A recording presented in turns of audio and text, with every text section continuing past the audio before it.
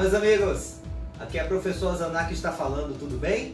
Mais um vídeo do nosso projeto Viajando com seu Psicólogo, dessa vez no México.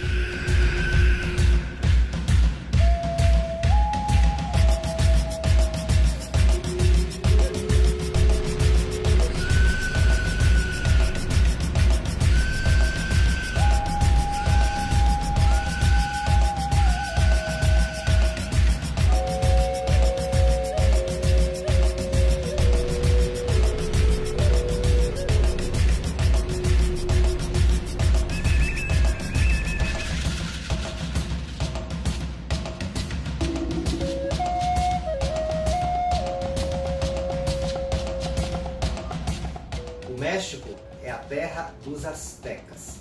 O Império Azteca foi o império mais poderoso da Mesoamérica. Eles conquistaram diversos reinos vizinhos e conseguiram reinar sobre mais de 20 milhões de pessoas. Sua capital, Tenochtitlán, tinha 200 mil habitantes. Seu exército, 100 mil pessoas. Tenochtitlán foi fundada em 1325. E o Império atingiu seu auge em 1440. O grande conquistador do Império Azteca foi Hernán Cortés. Ele conquistou o México com apenas 300 soldados espanhóis, contra mais de 100 mil guerreiros aztecas. Qual foi o segredo da conquista do México? Primeiro, doenças. A varíola foi trazida pelos espanhóis e dizimou as populações aztecas. Segundo, superioridade tecnológica militar. Os aztecas não conheciam a roda, não tinham armas de metal e a superioridade tecnológica espanhola era flagrante. Além disso, os aztecas acreditaram que Cortés era um deus que, segundo sua mitologia, deveria retornar vindo do mar em grandes naves. Cortés soube desse mito, dessa lenda e se aproveitou, se apresentou como se fosse realmente esse deus. Isso permitiu que ele entrasse no território azteca e conseguisse não ser atacado pelo império que era numeroso. Então ele conheceu o território, compreendeu melhor o inimigo e estrategicamente conseguiu uma grande vitória. Além disso, o Império Azteca foi fundado através do medo. Eles eram os guerreiros mais temidos da Mesoamérica, o exército mais poderoso. Porém, era uma forma de dominação coercitiva sobre os reinos vizinhos, que tinham uma expectativa de libertação do jugo azteca que já vinha de séculos. Quando os espanhóis chegaram, eles se aliaram a todos os que estavam insatisfeitos com o domínio azteca. E com o auxílio de um exército indígena liderado pelo poderio tecnológico espanhol e pela fragilização dos aztecas através das doenças, principalmente a varíola, em 2 anos, um império de mais de 20 milhões de pessoas foi dominado por um conquistador que chegou no território com 300 soldados. Em 1487, houve um dos eventos na história mesoamericana mais emblemáticos. 20 mil pessoas foram sacrificadas para o Deus Sol em 4 dias de festividades. Os reis vassalos dos impérios vizinhos conquistados foram convidados para um grande evento, um grande festival. E nesse festival, mostrando todo o seu poderio e numa tentativa de dominação política e ideológica através do medo, os aztecas sacrificaram 20 mil prisioneiros de guerra.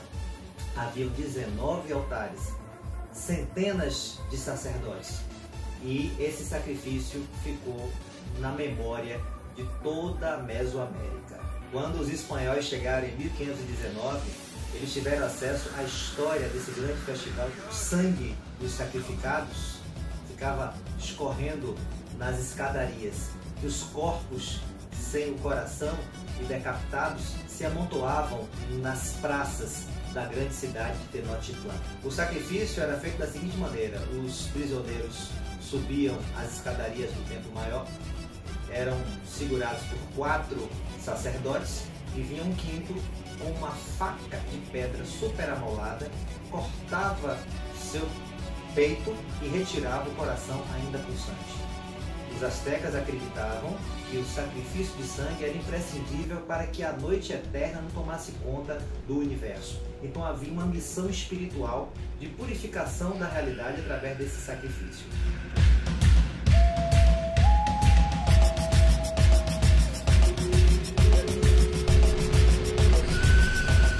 vocês sabem, psicologia, comportamento humano, história, antropologia, diversidade cultural se entrelaçam. Aprendemos com a história. Podemos tirar algumas lições muito incríveis para as nossas vidas. Primeiro, nunca é um bom negócio gerenciar nossas relações baseado na dominação coercitiva. Quantas famílias se relacionam na base do medo? Os pais impõem, enquanto estiver morando na minha casa, enquanto depender de mim, você tem que fazer aquilo que eu quero. O que é que acontece? Muitas vezes os filhos se submetem a essas pressões, mas quando se tornam adultos e independentes, o laço afetivo se perde. E os pais idosos não conseguem entender por que houve um afastamento tão grande na dinâmica familiar. As relações não devem ser baseadas no medo, porque o medo não se sustenta. Quantas organizações não gerenciam suas relações na área de gestão de pessoas na base do medo? Vou demitir, ainda acho que eu estou pagando, se não quiser tem gente que aceita o seu lugar, dê graças a Deus por estar contratado. Quantas empresas gerenciam na base da coerção, do medo, da ameaça? Não é uma boa estratégia, porque assim que for possível, o colaborador vai em busca de uma outra organização que valorize os seus talentos e as suas competências. O medo permitiu que o Império Azteca implodisse, porque não é um bom conselheiro, nem é um bom instrumento de gestão. O Império Azteca ruiu porque era um império fragmentado, unido artificialmente. Não havia um senso de integração, um espírito de harmonia. Todas as províncias que faziam parte do Império Azteca, as tribos que faziam parte da sociedade azteca, estavam à força, estavam porque era obrigado e não porque havia um interesse compartilhado em função de valores com um propósito e um sentido que fazia parte do senso coletivo.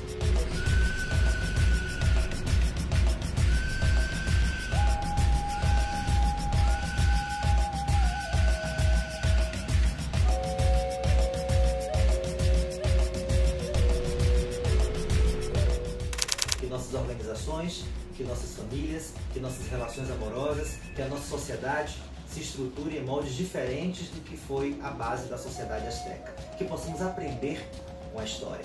Uma outra dimensão interessante é que Hernán Cortés foi bem sucedido, porque ele usou estratégias de aliança, porque ele aproveitou analisando os pontos fracos do seu adversário, utilizando o caminho mais viável para atingir o âmago, o centro, o pilar de sustentação do que dava força ao seu adversário.